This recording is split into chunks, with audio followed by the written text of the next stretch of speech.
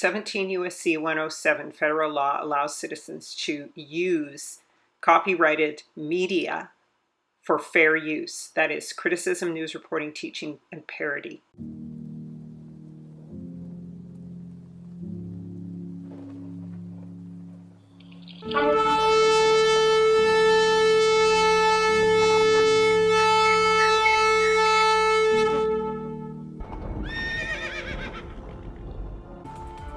Kuma, Yahweh, we are put to you there.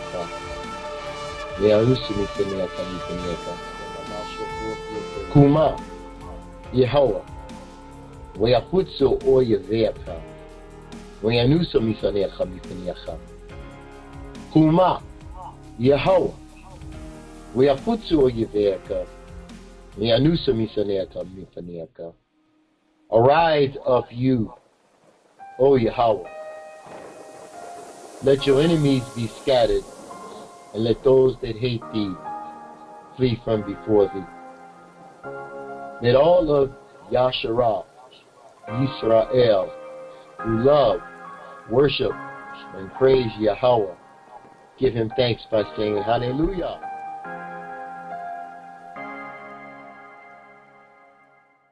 Suba, Aleph, Yasharel, Yahweh. And may the Ruach HaKodesh lead you into all truth and show you things to come. Shalom, family, and welcome to Into All Truth. My name is Rachel. I'm giving recognition to the Most High Yahuwah. And giving thanks and praises for the many blessings I receive from his favor. And thank you so much for everyone who gives donations and for prayers. It's very much needed and appreciated. So I thank you for that. And if you want to get the Moed Appointed Times calendar or Chaya Eat Life and Fast for Hebraic lifestyle, please go to intoalltruth.net or livelightwell.com, same place. And as well, you can always find me on Hebrew Connect. I also broadcast there on Odyssey and Patreon if ever you don't see me here. And I have a second channel also called Live Light Well. Welcome, Kulam, and this video is made with love, and it's made to the Yahudi first and then the Gentiles, and of course those Yahudi and Yasharel who think they're still Gentiles. But the Gentiles, this is to warn you so that you can understand exactly what's coming for you, so you can escape this judgment, because Babylon will be judged and destroyed. There is no rebuilding. It is only Esau Edom who says we shall rebuild, and Esau is the end of the world and the enemy of Israel. So please take this warning and all this truth with the understanding that it is for your salvation. Family, I'm just going to show you some images to give you some context for what's going on. First of all, what the white community is saying about this whole abortion matter, and then what I think is going to happen. Back and backs and perpetually. The siege is about to be. All right, this is the month of Tish B'Av, which is the destruction of the temple. All destructions of temples and the enslavement of 1492 began in this month. All right, first of all, let me start by saying that on July 5th, that's tomorrow, underneath the suburbs of Geneva, Switzerland, the world's largest collider will fire up and start collecting data again. And what they might find has the potential to blow particle physics right open. So the Hadron Collider is being restarted and run again to kick off a third round of experiments. Number 3. 3 is perfection. It's called Run 3, and it starts at 10 a.m. Eastern Time. So that's 7 a.m. Western Time. All right, that's a divine number for the West and a number of completion for the East. All right. Interesting, right? 7 nations. And so this is going to, of course, interact with Cern in the West, right? And it is said that, you know, the god of destruction rules over this, Shiva, as well as Abaddon or Apollyon. These are all satanic gods, gods of the underworld. And these spiritual beings will start to come out and rise up. And so this is all tied into the issue of abortion. Everything that's going on right now is all tied into that. Say things like Ayanna Pressley said this today, the Democratic Congresswoman from Massachusetts. She said today, you know, the real problem with banning abortion is it's going to disproportionately harm LGBTQ people. And I thought to myself, I'm going to need a chart on this one. I may not be an expert. I mean, I have 3 kids of my own, but I may not be an expert. I'm fairly certain that this is not primarily going to target gay men and lesbian women. Amy Schumer, same thing. She came out and gave a statement about this is exactly what the slaveholders wanted. And I was like, I would like a further explanation as to what you are talking about when you make that statement, because there was no abortion happening when we had slaves. There was no abortion happening when we had slaves. There was no abortion happening when we had slaves. I will pour great troubles upon you, great troubles upon you, and at last you will feel my anger. BostonGlobe.com, the end. The end of Roe versus Wade and victory for white life. Lurking within the 50-year battle against abortion is the odious belief that reproductive rights facilitate white replacement. This is Republican Representative Mary Miller of Illinois said the loudest part out loud. President Trump, on behalf of the Make America Great Again patriots, I want to thank you for the historic victory for white life in the Supreme Court yesterday, she said last week at the Donald Trump rally, one day after Roe versus Wade was overturned. There was no needle scratch. The overwhelmingly white audience didn't grasp when Miller hailed victory for white life. They cheered. Miller didn't correct herself as if she'd made an unfortunate gaffe. Instead, she clapped and smiled at the smirking former president who stood with her in front of a sea. Notice a sea. The nations are a sea, right? They're the ocean, the sea, of Save America signs.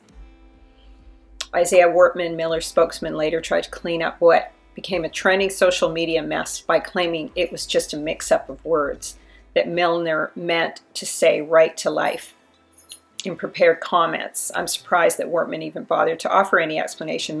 Milner said what she said, and she meant what she said. When conservatives and far-right extremists talk about saving the unborn, what they also mean is saving white supremacy. Otherwise related to victory for white life in the past, months before Mitt Romney, the then Republican nominee, lost to President Obama and lamented the nation's changing population. The demographics race, we're losing badly. He told the Washington Post, we're not generating enough angry white guys to stay in business for the long term. Graham didn't mention so-called replacement theory, but it was lurking in his concern about what America's shifting racial and ethnic lines would mean for white power, more than a century old and fueled by white grievance. The odious theory that there's a nefarious scheme to replace white people with black people, Jews, and immigrants, long before white supremacy's drum major Tucker Carlson made this mendacious belief a relentless talking point on his Fox News show. White people have harbored fears of loss of status to those they falsely deemed as unworthy. But the whole white fears of replacement have never been as fringe as some portray them. Now they represent mainstream Republican politics. Miller was not admonished by her party's leadership, which I don't believe is at all outraged by the extremism consuming their ranks, nor did she apologize for the kind of rhetoric that could have been plucked from the white supremacist manifestos found after racist and anti-Semitic massacres. Last month, a white supremacist reportedly drove hundreds of miles to a predominantly black neighborhood and killed 10 black people in a Buffalo supermarket. In online comments, he claimed he wanted to prevent black people from replacing white people and eliminating the white race, according to FBI officials. Well, you can only eliminate yourself. When you enslave and misuse other people, you're going to reap that, and your birth rates are going to go down. You eliminate yourself. Days after the massacre, Matt Schlapp, who heads the Conservative Political Action Conference, spoke about what he called a solution to white replacement. If you say there's a population problem in a country, but you're killing millions of your own people through legalized abortion every year, if that were to be reduced, some of the problem is solved, he said. You have millions of people who can take many of these jobs. How come no one brings that up? If you're worried about this quote unquote replacement, why don't we start there? Start with allowing our own people to live. All right, so Schlapp left the white part silent, but his meaning was clear. So was Miller's. Reproductive freedom abets white replacement, making its abolition a victory for white lives. He didn't care less about how upending Roe's demise has already been, the disproportionate impact it will have on women of color, though, so they don't care about how it's going to affect black people. Nearly half of Republicans believe, at least in part, that white people are being intentionally replaced by immigrants. Call it white nationalism, white evangelical Christian theocracy, or plain old white supremacy, whatever you call it out in no uncertain terms. Well, what the Supreme Court's conservatives did by unsettling what was once thought to be settled law is an insurrection being realized in each devastating decision. And they're just getting started. Forget saying the quiet part out loud. As Miller proved, racist extremism doesn't even pretend to have to be quiet anymore. So there it is. But what's really interesting here is, family, what I want to point out is, we can talk about how there are now all of these liberal states or airlines are offering to airlift people from red states into blue states to get abortions, and Canadians, even the Canadian government is offering to have people stay at their homes if they come up to Canada for abortions. Wow, so just in time for the lockdowns ending, the white horse dying, right? So what are conservatives like Mike Adams of Natural Health News saying? He is still pushing the false dichotomy of the left and the right. The defeat of evil and living in alignment with God and Christian principles. That's what this nation was founded upon. The defeat of evil and living in alignment with God and Christian principles. That's what this nation was founded upon. We're about to find out about those Christian principles upon which this nation, Babylon, was founded upon. Exactly what they are, which Christ, whose Christ. And, I don't always like Mike Adams. Sometimes I do, sometimes I don't. But let's listen to what he's saying, because he speaks for that right-wing community. And that's what we're taking back, by the way. We're going to re-establish Christian principles for this nation. And we're going to banish all the demons, the Luciferians, the pedophiles, the child groomers, the left-wing lunatics. So here's a question to all of you listening to this. You know how God's wrath works, right? You're probably familiar with some of the stories of the Old Testament. You know what God has done to nations that have rejected his teachings. You know that God works through natural disasters, right? Earthquakes, giant sinkholes opening up and swallowing the Israelis and the Egyptians, or whichever group was not obeying at the moment. It's like you go down a deep, dark hole in the ground. And also locusts and plagues and amphibians falling out of the sky, and boils, epidemics, and all kinds of things. Crop failures, right? Famine. So, earthquakes, volcanoes, this kind of thing. What do you suppose is going to happen as these blue states become baby murder hubs, where the red states say, no, we reject that? What do you think is going to happen? See, previous to this, God looked upon America as a nation of sin, a nation that was a baby murder factory because of Roe versus Wade. But now, that's changed. Now, God looks upon America as 50 different states. Some are steeped in sin, and others have rejected it. So now there is discernment. Now God's wrath must be more selective, because God doesn't punish those who worship him or who follow him. God punishes those that become Sodom and Gomorrah, which is what Seattle has become, and Portland, and Los Angeles, and San Francisco, and New York City, and Chicago, and on and on. Oh, in that case, God rained down meteors from the sky. And if you read the book of Revelation, there's a giant burning mountain that's scheduled to fall into the oceans. And there's the bitter waters and wormwood and all of it. And also, what was that giant hole in the ground? And then these locust creatures came out, and I'm going to have to reread that because it was pretty graphic stuff. But who do you think is going to be targeted by this? Not you and I. It's going to be those who defied the will of God, those who defied the gift of life from God. That is the most heinous sin that you can commit, is to take the life of another being who was granted life by God himself. And every life is a life granted by God. You snuff out a life, especially without due process to bring in the Constitution, well, you will be judged. And the more of these Luciferian murderous people who take themselves out through bioweapons or through their own self-induced infertility or their own chemical castration, genitalia mutilations, or other means, the more of them that take themselves out, the more Christian our world becomes. Because it's those who honor God who are still here. And it is we, the people, the pro-God, pro-Christian, pro-American people, who will rebuild society after this wave of destruction runs its course efforts. But we will get through all of that, believe it or not, and then we will rebuild. And we will rebuild in the image of what God has planned for us, which is very easy to find out what that is because it's all written down. It's in your Bible. You can read it, you can learn it, you can practice it, and we can rebuild society based on those principles. And that's why I am here. I am here to help guide you through this time and to help us rebuild on the other side.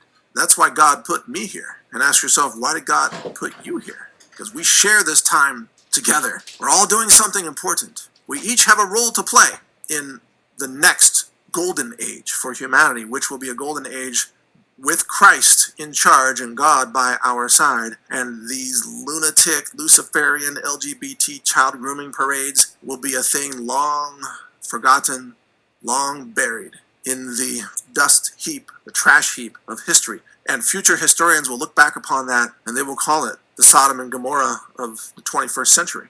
History repeats itself. So get a copy of this Bible for yourself, thefoundersbible.com. And I want to thank you for listening today. I'm Mike Adams. So now this is the Founders Bible they're getting. And so what kind of Bible did Israel get when they were enslaved? They got the Slaves' Bible. So I'm going to go ahead and suspect something very similar is about to happen to the Gentiles. They're going to be given a book of lies, as they already have been. Now, what are they going to rebuild from? This is going to be the impetus for them to start cloning babies and using fake womb babies and all this other stuff because their fertility is gone because Yah is judging them just like he did in Jasher 67 when Abimelech took Sarah to be his wife without asking Abraham. And so Yah stopped up all the wombs of the women. See, what I said, they're being judged. They're being judged for what they did to Israel. So by killing off all the babies and enslaving people and putting children in foster care and stealing everyone's ideas and work and labor and children, literally, they're losing their children. They're losing their fertility. They're losing their family, their next generation. The hope for Mike Adams and the rest of these people is for them to get out of Babylon when it's time to go. To, yes, rebuild on the other side, but on the other side of the ocean. Oh my goodness. Like, honestly, I am so frightened for these Gentiles. Like, you guys listen to me and you think I'm being mean and judging Gentiles and being mean to them. No, it's like the judgment is coming, just as it is on the other side, on the other sons and daughters of Abraham, I mean, I think that there's going to be a liberty from that judgment and everything, especially for Ishmael. And we're going to get into that later. But everyone's got to repent now. It's game over now. It's the end of the world. So I agree with a lot of what he said, but with respect to slavery, because for those in the Black community or among white people who can't afford to raise those children, they'll be adopted out to these kinds of predators. I mean, it's no mistake that the highest welfare rate is among whites, okay, and conservative whites. So they're going to have a lot of surplus babies if they do have babies in those demographics. And it's very clear that Candace Owens has pointed to this truth. There was no abortion happening when we had slaves. There was no abortion happening when we had slaves.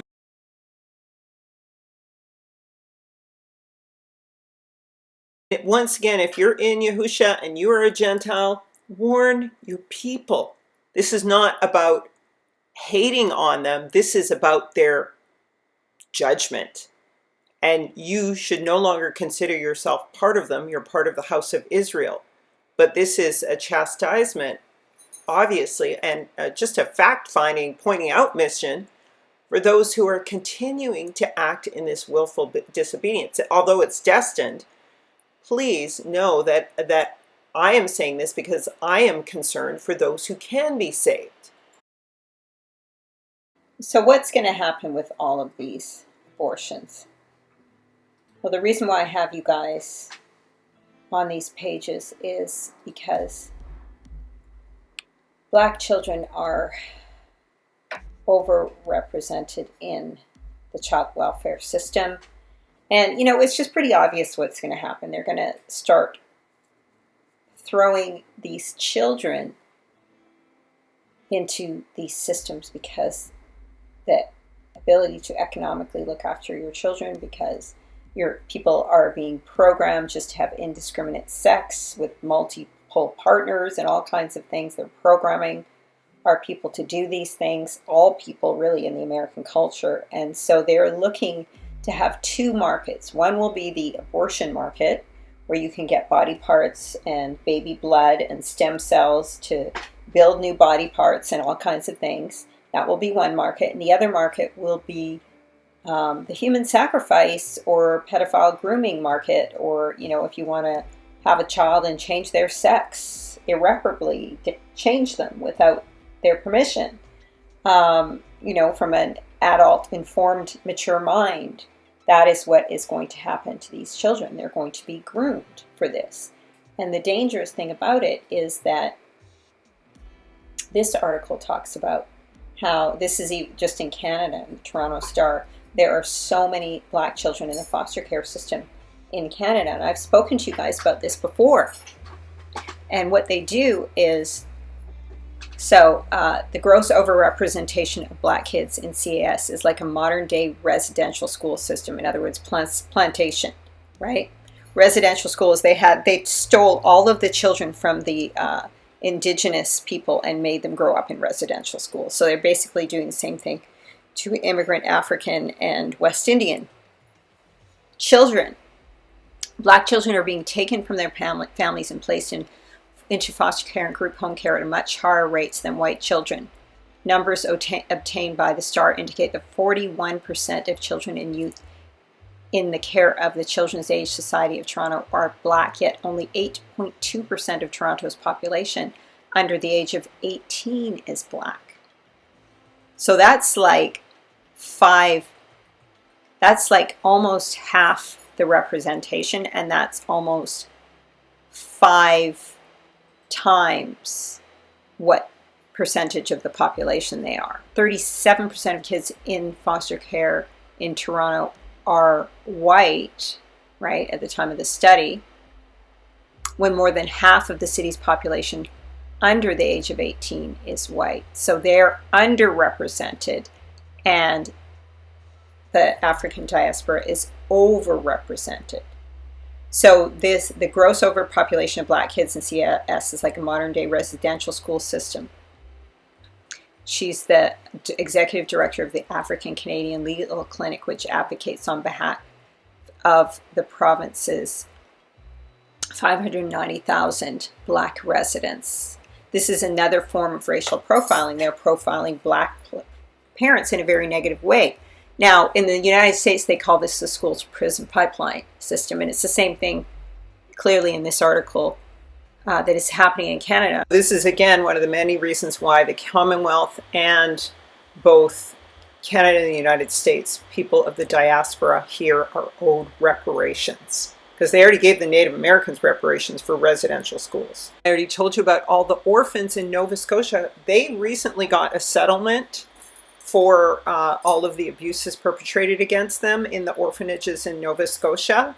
So those were loyalists, British loyalists, and some of the descendants of the Maroons, and various other people who had been brought here even from the time of the Greek Empire, right? So Those are their descendants, but still everyone is owed reparations because Canada and the United States are one. This is why you can't just be strictly ADOS, because the whole diaspora has been scattered, and people from Africa throughout the diaspora have all been compromised by the scattering. And I told you about that friend of mine, and I've heard numerous stories. I've had, one friend who had a lot of Black foster care children. And what happens is that when an immigrant comes with their kid, and especially a single parent, then what happened was the boy went to school and the teacher said, "Does your mother ever hit you?" And he, being like 5 or 7 and just straight from Jamaica, he thought that he had had a fight with her that day over something small, like cleaning his room or something. And he was mad at his mom, and so he said yes, thinking that he would just go home with a nice white lady. Well, he ended up in the foster care system. Took her two years to get him back. He was 7. And he was very traumatized. And they're still trying to rebuild their relationship. He's now in his 20s. And she had to fight for years just to even see him. They wouldn't even let her see him. So, and she had just brought him over from Jamaica after working for 5 years to bring him. So you can imagine how traumatizing that was for him, feeling like his mother had been separated from him, finally being reunited, and then being put with strangers. Here's the story. Patricia knows firsthand about how cultural misunderstandings can lead to Black children being removed from their homes. She was shocked when a police and a Toronto children's aid worker came to her tiny bungalow 2 years ago to say her granddaughters were being taken into care. Children had been caring for the children for about a decade following the death of their mother in Jamaica. They were living a comfortable life in Toronto. And for the little one, she was the only mother they ever knew. Her teenage daughter was facing suspension at school and told the principal she'd be beaten with a baseball bat if her grandmother ever found out. She told them I was going to kill her. Now, she said that she did slap the children, but denies ever having struck the girls with an object. So you know how it is. Black people spank their children, all right? So she was charged with assault. She lost her job as a caregiver for the elderly, and everything fell apart. So anyway, school to prison pipeline, because the same thing happened with my friend when she went back to school. She finally got her son back, and he went to junior high school. I think 4 boys got into a fight with one boy, and her son was blamed for it. And the RCMP came to the school and said that if he misbehaved once, again, none of the other children were blamed, white kids, that he would be put into juvenile detention. So she just sent him back to Jamaica. You see? So this is how it works in Canada. All right? So disproportionate representation, same within the prisons, it goes up. So it's the school to prison pipeline system, goes up 800%. So this is what they're going to do. And when they're in foster care, they're molested and abused, right? So here's in the United States, there are too many Black children in foster care. Okay? So this is the United States, all right? African Americans make up 13.8% of total child population, but they account for 24.3% of children in foster care. Whites 51.9%, but they're only 43.4%. So similar kind of statistics, right?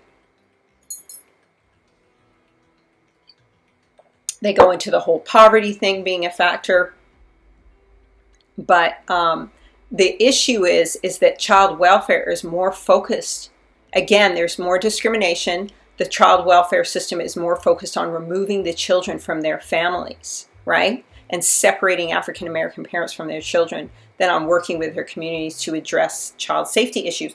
Also to give them services. They don't let them know that they have services. If it's a single mom who's got postpartum depression, a lot of people don't know that you can get someone to come into your house to clean up for you, to help you look after the baby, look after yourself. Get a new beds for kids. These are all services that are provided. These are things my sister did when she was pregnant, had her babies. But it's just that people don't let them know. They just remove the child because they're trafficking them. That's actually allegedly what they're doing, right? And how do we know that? Well, when we look at the statistics, this is again back to Ontario, and that's the representation. Human trafficking, racial disparity. Now, there is a statistic I saw, but I couldn't drill down deeply enough to get it because it was a huge study, but it said that 85% of children in human trafficking are black, and they come from the foster care system. Okay? So they're disproportionately represented in the foster care system, right? And then they're trafficked. All right, here's some specific numbers. For example, we know that in Louisiana, black girls account for nearly 49% of child sex trafficking victims, though black girls comprise only 19% of Louisiana's youth population. And in King County, Washington, 84% of child sex trafficking victims are black, while black children and adults together only comprise 7% of the general population. All right? That's definitely racial profiling. Highest percentage, talks about the Latinos and stuff too. They also have a high percentage, but this is where everyone's going to go. And of course, and so then they're going to have these people grooming these children in the foster care system, and they molest them in the foster care system. They molest them right where they are in the foster care system when they've never experienced anything like that in their lives. They traumatize them, creates mind control, and then they're going to be living with, then they're going to transgender them too if they adopt them, because they'll be more up for adoption, or they'll be used for rituals and all kinds of things in the satanic system that's coming up. Not only that, there is, I'm not going to really go into it here, but just trust me and research it for yourself. There are all these men who are supposedly getting pregnant now. Where are they getting these wombs from? There's all these black women who are disappearing. I think it was like in 2019, over 65,000 black women disappeared. They couldn't account for them. Young women, right? So where are they getting these wombs from? They claim it's from cadavers, but these pregnancies seem to be doing pretty well, almost better than, I mean, what was this all about? Because they have low birth rates, but yet these men are able to get pregnant and have a baby? Whose wombs are they using? Who has the highest fertility rate? A lot of people do. See, Ezekiel 37:11, behold, they say our bones are dried up, our hope is lost, we are indeed cut off. Some of these versions say cut off for our parts. Right? This is the whole house of Israel. Dry bones. What do you have against me, O Tyre and Sidon, and all the regions of Philistia? Are you rendering against me a recompense? If you retaliate against me, I will swiftly and speedily return your recompense upon your heads, for you took my silver and gold and carried off my finest treasures in your temples. These are his people. Joel 3 and 4. This is Israel. They cast lots for my people, and they bartered a boy for a prostitute and sold a girl for a glass of wine. So we're about to get into this other stuff. We're going to talk about the silver and the gold, and selling children for trafficking is what we just talked about, but now we're going to talk about how they sell for a glass of wine as well. Okay.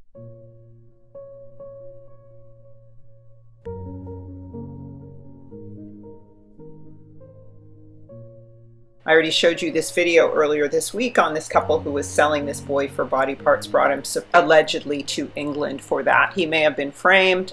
I don't know if he's Nigerian or Arab or Esau Edom or what, but nonetheless, these are the wicked people of the sons of Abraham who are doing these kinds of things. I did a further video that went into this a while back. You can take a look at it.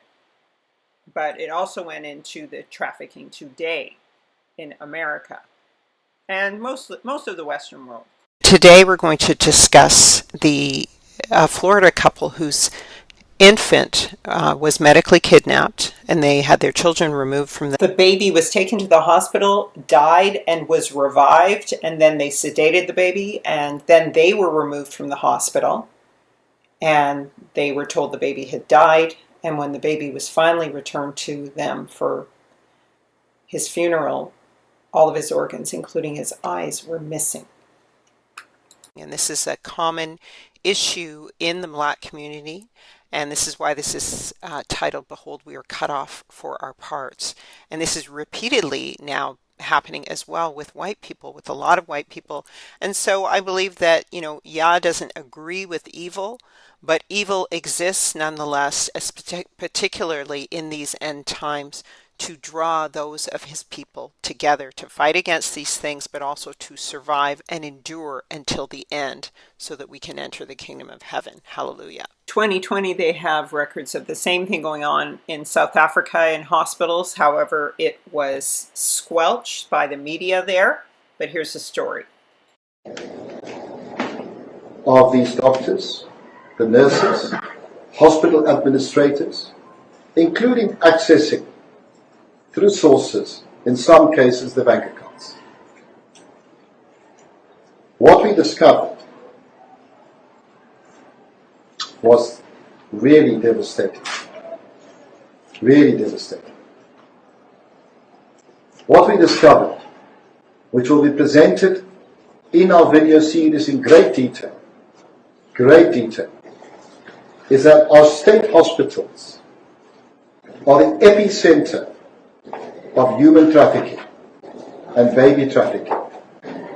We can say unequivocally, this happens at Steve Biko Academic Hospital, Tembisa Academic Hospital, Tembisa Hospital, and George Macquarie Hospital. We can tell you unequivocally that involved in this is home affairs, multiple IDs, records of patients that don't exist or disappear, babies that come in, if mothers deliver twins, they are told the one twin died and the other one is trafficked. Or if they're very young, vulnerable black women, they are told that their babies have died during delivery and the babies are trafficked. We were able to, at great risk to our journalists, deep dive into the syndicates and uncover horrific stories of how these babies are trafficked from Gauteng through to Mpumalanga, through to West Africa, and also to Europe and the United States. About 50% of the babies are given for adoption.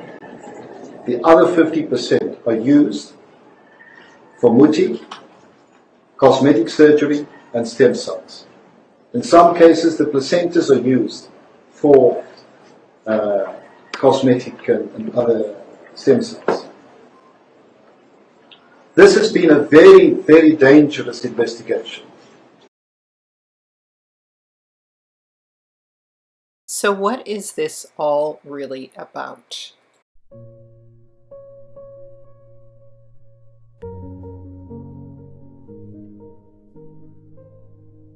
Ancient Egyptian, Greek, Indian, and Middle Eastern culture, the field of alchemy, we are told, was obsessed with turning base metals into gold, and a maniacal obsession with creating the elixir of life to achieve immortality.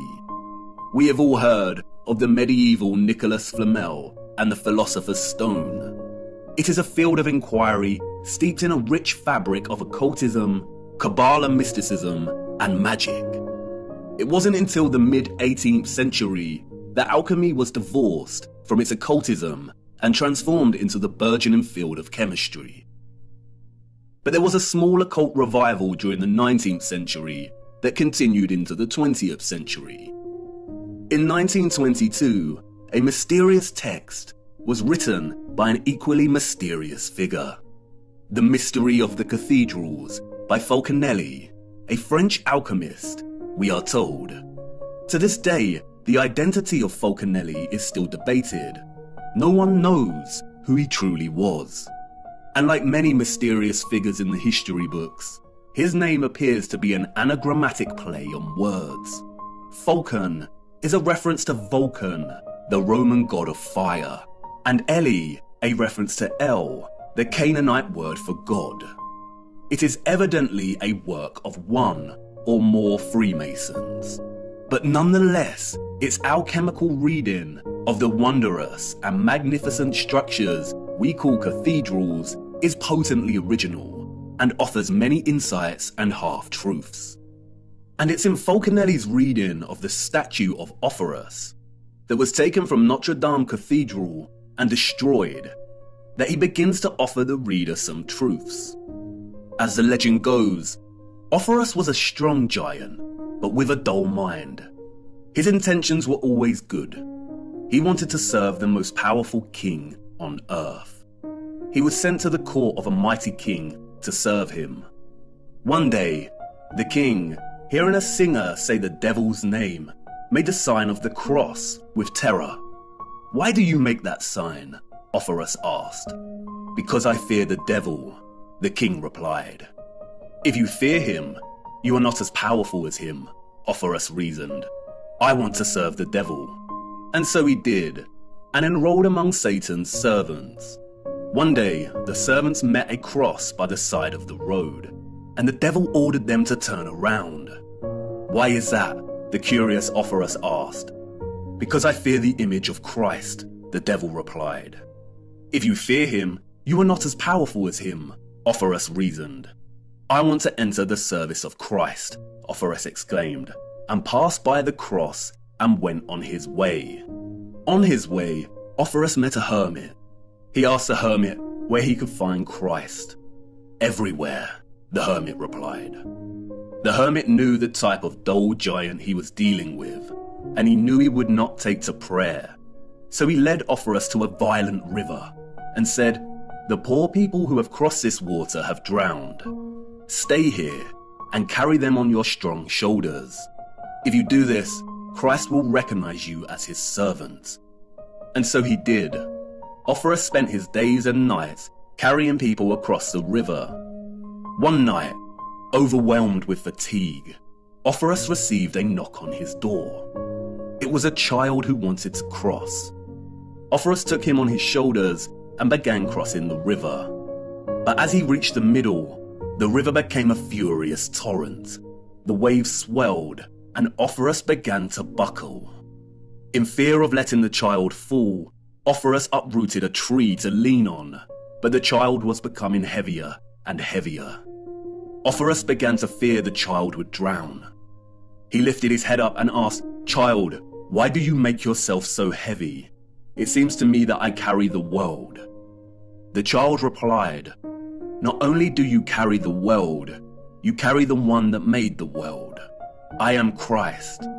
As a reward, I baptize you in the name of the Father, in my own name, and in the name of the Holy Spirit. From now on, you will be called Christopher."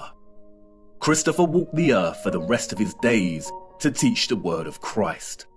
Christopher, the one who bears Christ for the masses.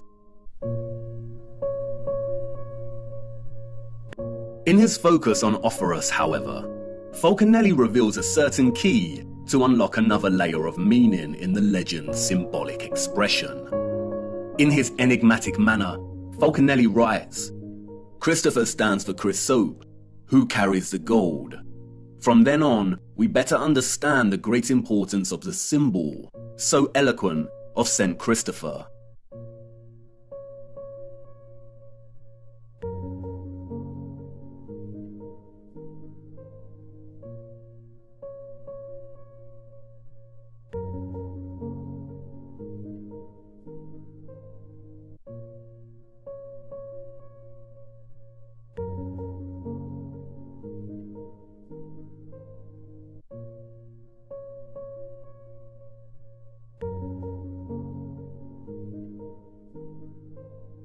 Falconelli is stating that in the symbolic legend, Jesus, or Christ, is the nascent gold. Nascent means coming into being. The word's etymological roots stem from the concept of beginning or birth. Nascent gold here, or the solar sulfur, is not just gold, it is gold growing into its full potential. Jesus, or Christ, is the nascent gold. Nascent means coming into being. The word's etymological roots stem from the concept of beginning or birth. Nascent gold here, or the solar sulfur, is not just gold, it is gold growing into its full potential. Nascent means coming into being. The word's etymological roots stem from the concept of beginning or birth. Nascent gold here, or the solar sulfur, is not just gold.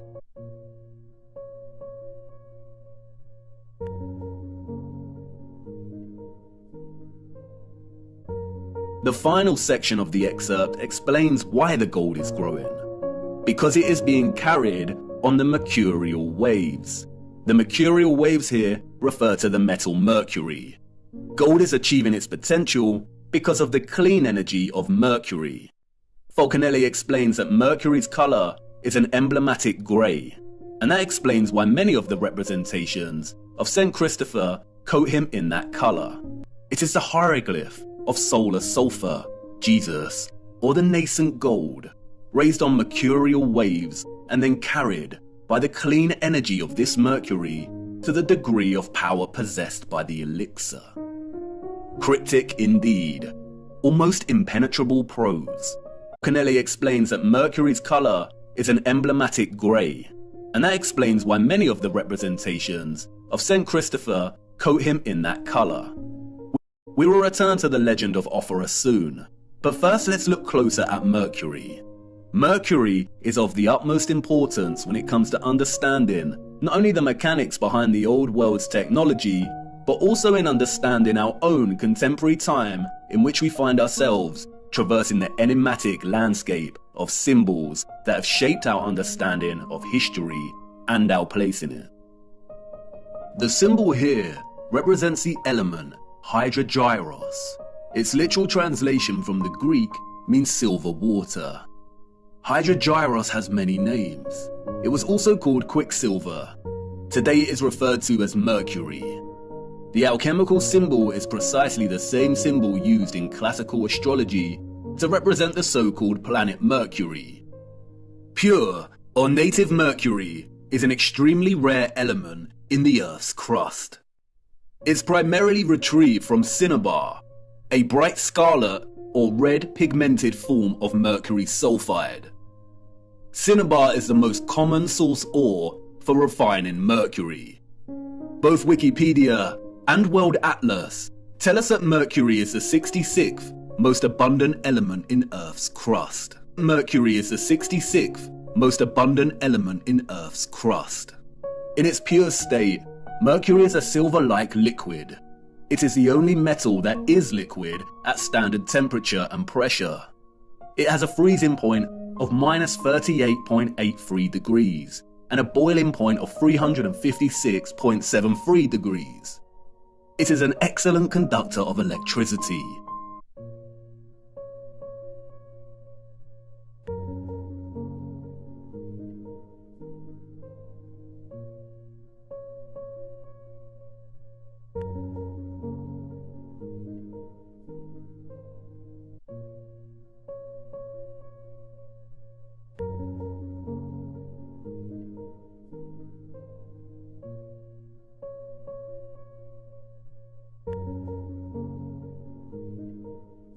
Like Cern, D-Wave is a place in Canada that's supposed to be called the coldest place on Earth, from which these signals are sent to frequencies are sent to change people and also to bring in beings from other dimensions.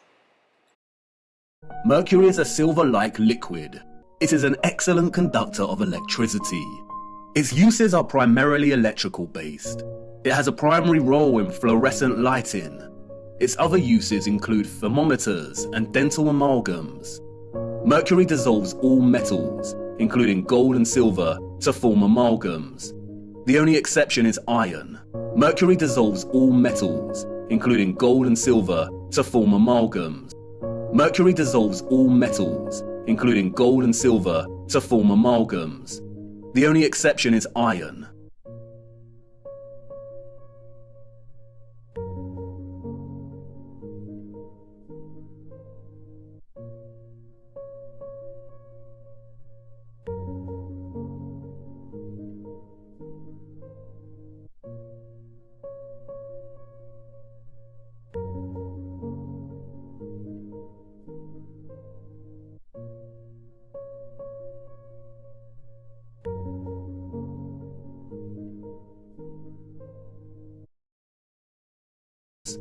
The only exception is iron. It is also used in vaccines. Governmental, medical, and pharmaceutical industries declared mercury toxic in the early 21st century, gradually phasing out its use in medicine and leading some countries to completely ban the element.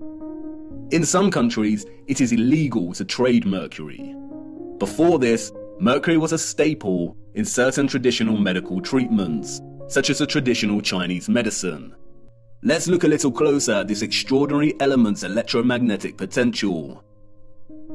Mercury is an electrically conductive liquid, and because of this, it has historically been applied to create light switches, electrodes in some batteries, as a gas to create fluorescent lighting, and, most interestingly, it was used, we are told, in lighthouses. According to the mainstream historical narrative, lighthouse keepers were responsible for keeping the massive lens. And you could hypothesize that the orbs on the old world's antennas contained mercury. But again, it is no secret that mercury amalgamates with gold and other metals. An amalgam is an alloy of mercury and another metal. Mercury strongly amalgamates with gold, copper, silver, and many other metals. The only common exception is iron.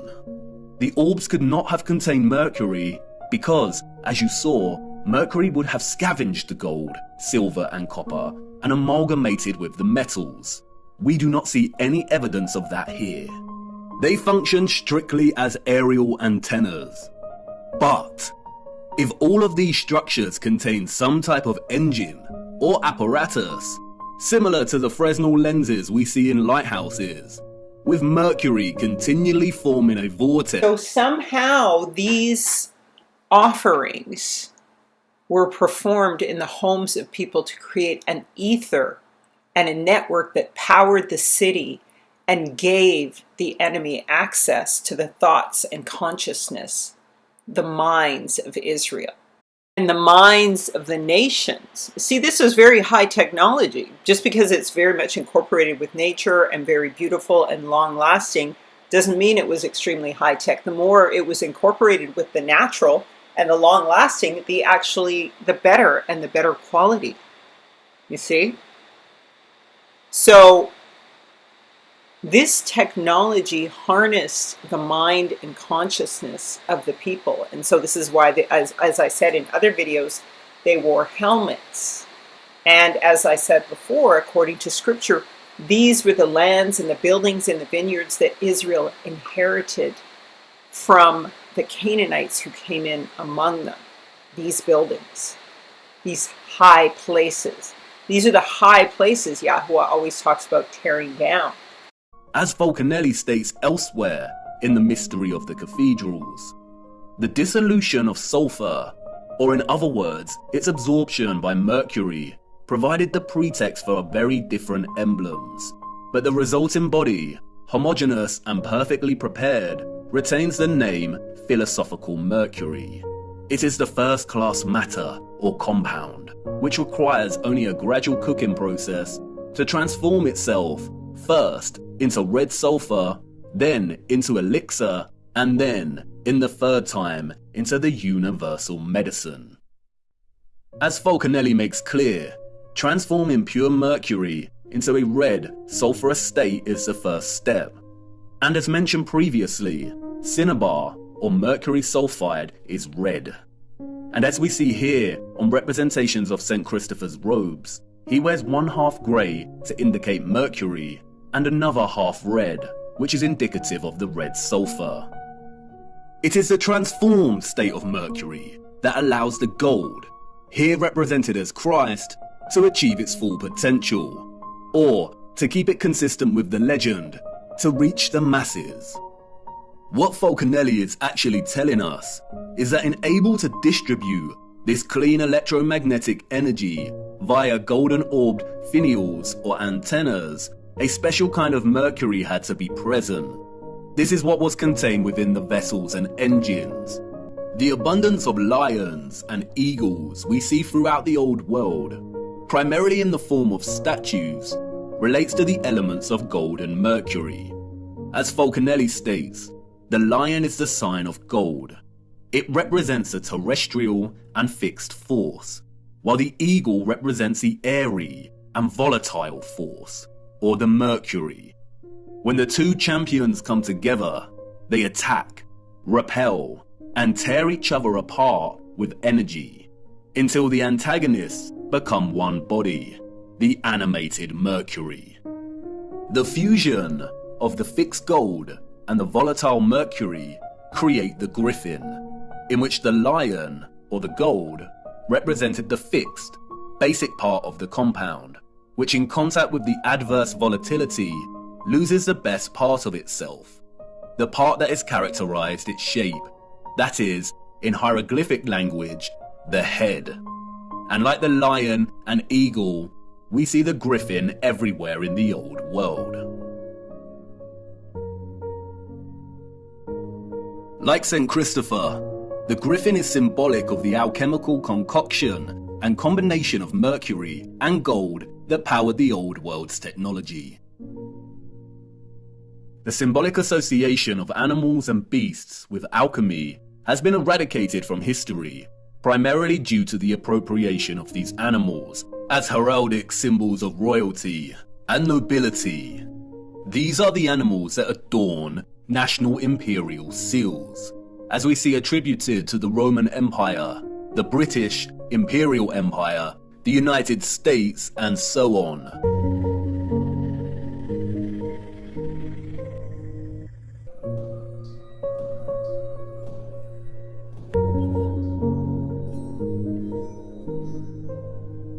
So once again, this is a collision of Esau and Jacob and their whole power dynamic, their whole dichotomy in the earth, and their struggle towards life.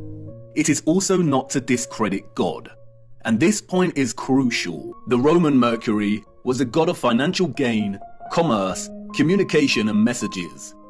In Greek mythology, the staff is carried by Hermes. Hermes was a god of travelers, merchants, and commerce. The fabricated mythologies allowed the enemy to obscure the Caduceus' true association with the elemental Mercury. As Falconelli writes, the snake indicates the incisive and dissolving nature of Mercury. This reptile is the aspect of Mercury in its first state, and the golden wand is a corporeal sulfur added to it. It is the philosophical Mercury and the Caduceus as its symbol. Not only does the Caduceus represent the Mercury elixir essential for the transmission of electromagnetic energy, but the dueling snakes form a spiral coil, representative of the energy pathway, and the vortex. The rod represents the gold and sulfur, but it is also reminiscent of the antennas themselves. And just as the mythologies hide in plain sight, the wings here represent the connection, the communication, the messages, the signals between antennas in the electromagnetic grid, and also the connection between the antennas and the ether itself. After all, the Roman god Mercury was known as the messenger of the gods.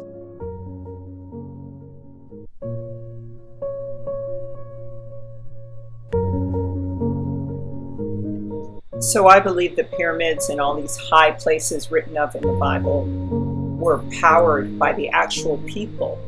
And the people were also connected in with the serpent via his own seed. And when we look at people who are diseased today or suffering from illness, a lot of times, especially children with autism, have a lot of worms in them. And the worm is the symbol of Satan. And people who've tested it have found out this worm-like genetic material is foreign and alien. And of course, the fallen angels are wandering, the Nephilim, their offspring, are wandering the earth with no place to go because their souls belong nowhere. So they put them into snakes and serpents, just as Hasatan, the serpent, was cursed to go along on his belly. So do their offspring, and they're cast, potentially, my theory is, into human beings to power and control them in Babylon. It's demonic possession, Mr. Tapeworm. Why do I say that? Watch this.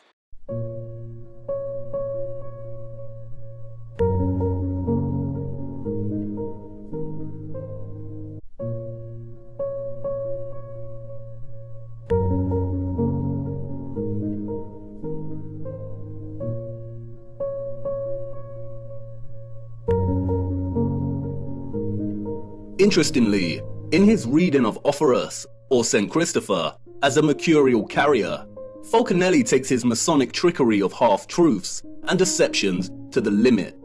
He begins discussing Offerus's belt as depicted by Julian Champagne, whose painting of Offerus hangs in Jean Lamant's mansion, what Falconelli calls one of the most attractive and rare philosophical residences. The painting depicts Offerus wearing a belt stitched with crisscross lines. It is important to note that none of the other famous artistic renditions of Offerus depict him wearing this belt. Falconelli exclaims that the artist did even better than the rest. Under the inspiration of the Hermetic scientist who has commissioned the painting, the artist depicted Offerus tightened by a wide belt at the level of his abdomen. It is this belt, Falconelli writes, that gives St. Christopher his true esoteric character. Listen very carefully to what he states next. According to some documents kept in the archives of the Lallement mansion, we know that Jean Lallement belonged to the alchemical brotherhood of the Knights of the Round Table. What we are going to say here cannot be taught. Offerus's belt is the sign that all philosophers recognize as the external mark that indicates the extreme intrinsic purity of their mercurial substance. It is a sign that the old authors called the Seal of Hermes, the Star of the Magi, the Bear Cub, the constellation in which the pole star is found. Comparing Offerus's belt and the Bear constellation by the pole star, or what is known as Ursa Major, or the Big Dipper, at first provides no insight as to what Falconelli is referring to. Is this just a rambling of an insane cryptic mason, or are we missing something? But if you begin to trace the pattern on the belt, then another hidden and familiar pattern begins to emerge within the pattern itself. When documented throughout the year, at each season, the Big Dipper constellation also forms this pattern, the symbol of the swastika. A now infamous symbol of evil, what many do not know is that according to the official narrative, the swastika was one of the most widely used symbols throughout history and different cultures. It is an important symbol in Asian countries, representing Hinduism, Jainism, and Buddhism. It was used by the so-called ancient Greeks and Romans, the Druids, the Celts, Native Americans, early Christians, and so on.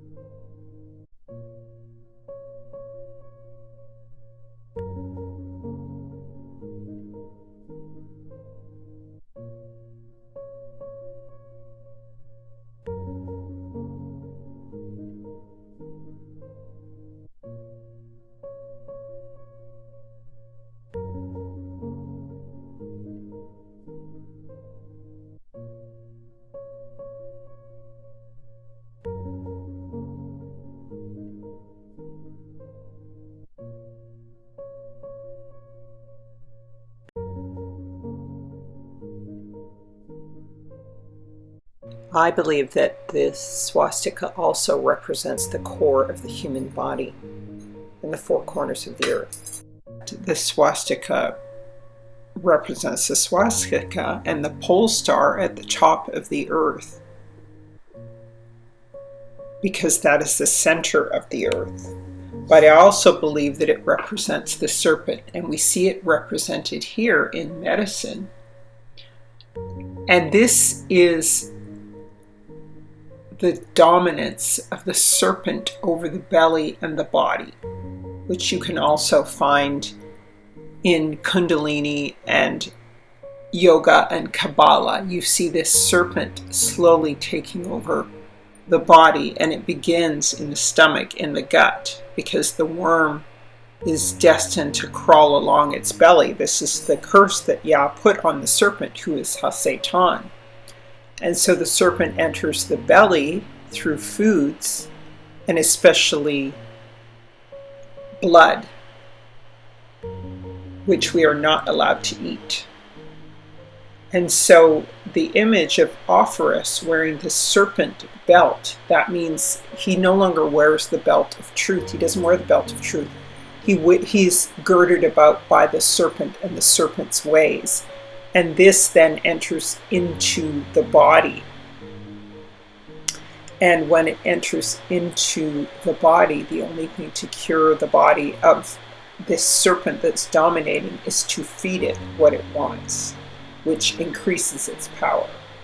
You see on this stamp with the Lucius for Lucifer, the false light bearer, and the 12 for the 12 tribes of Israel, and he's powered by their angelic Malachim form, which the serpent lives off of. And so this is why we have the 1874, which is 911, and the 1949, which is Jubilee, a time of rest for the fallen. So here is the significance of the belt that we see Ophiuchus wearing. It is a snakeskin belt, and do you see these diamond-like shapes? Just like on Ophiuchus's belt, it's the snakeskin, it's the serpent, and it's the serpent seed, the seed of the enemy, right? And notice this is the left hand, and this is the body. This leather behind it is the body of Israel, okay? That the left hand has taken hold of. All right, so their belt of truth is the belt of falsehood, is the belt of Ha-Satan. And so, as I showed you, when we see the caduceus, it is the serpent within the belly that takes over the identity. And this is why the scripture says their God is their bellies, their stomach. Philippians says their end is destruction, their God is their belly, and they glory in their shame, with the mind set on earthly things. And so they must, because their names are not written in the Lamb's Book of Life, right? They don't understand anything else. And so what Yahusha says regarding burden bearing is, take my yoke upon you, me, and learn of me, for I am meek and lowly in heart, and you shall find rest in your souls, for my yoke is easy and my burden is light. However, this is not what they say, right? They say it's a heavy burden. Why is it a heavy burden? It's a heavy burden because eventually it's going to judge them.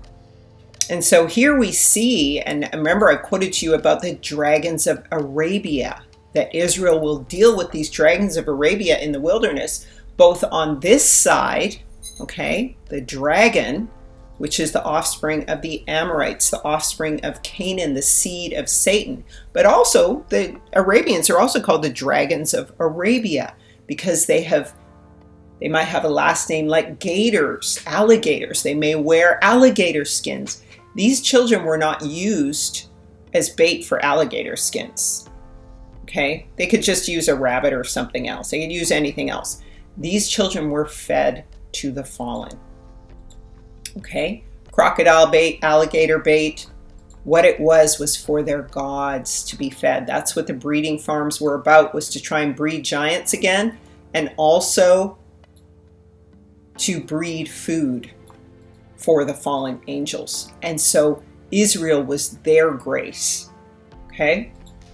And so that's why you see all these, sorry, getting a little ahead of myself. This is why you see all these images of the children with the alligators. It's not about that. It's about the food for the fallen. Okay? This is the food for the fallen angels. All right, because this is the offering, the gold offering. So what do we know about Shem? What does Shem mean, and what does Masa mean? So I already mentioned that Masa is like oil. It can be like a bread, or it can be like oil, or mishkah.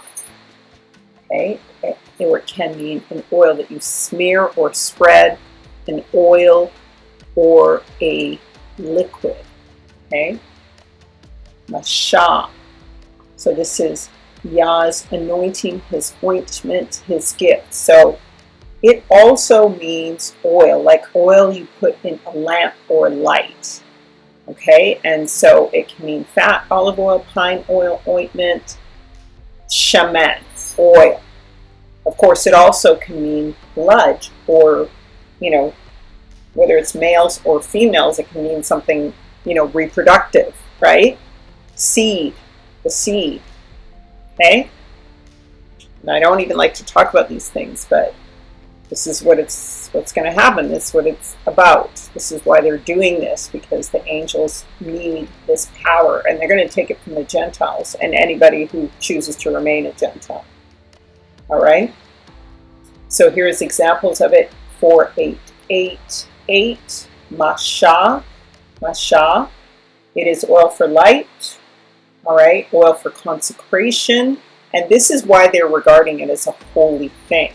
But it was used in perverse and disgusting and sickening ways by the Gentiles for their gods during the time of the captivity for slavery. And you have to remember, the Amorites are Egyptians. The Americans are Egyptians, okay? They are, what we call white Americans today are actually Hamites. They are the red-haired people. Remember, when I talked about the land of opportunity, this is Benjamin Franklin talking about when the Palatine, when the black Moors of Europe came here before their land was taken over by the Amorites. He complained about America potentially becoming a colony of aliens who will be so shortly numerous as to Germanize us all instead of our Anglifying them, which has happened culturally. Everybody loves black culture, right? The diaspora's culture, and will never adopt our language or customs any more than they can acquire our complexion, which leads me to add one remark, that the number of purely white people in the world is proportionately very small. All Africa is black or tawny. So when it talks about so is America, so are the Italians, French, Russians, and Swedes are all swarthy. Remember I said the Russians, Japheth, was originally black, right? Okay, the Celts were black. They weren't Shemites, they were Japheth, and they dwelt here. The Saxons only accepted who with the English make the principal body of white people on the face of the earth.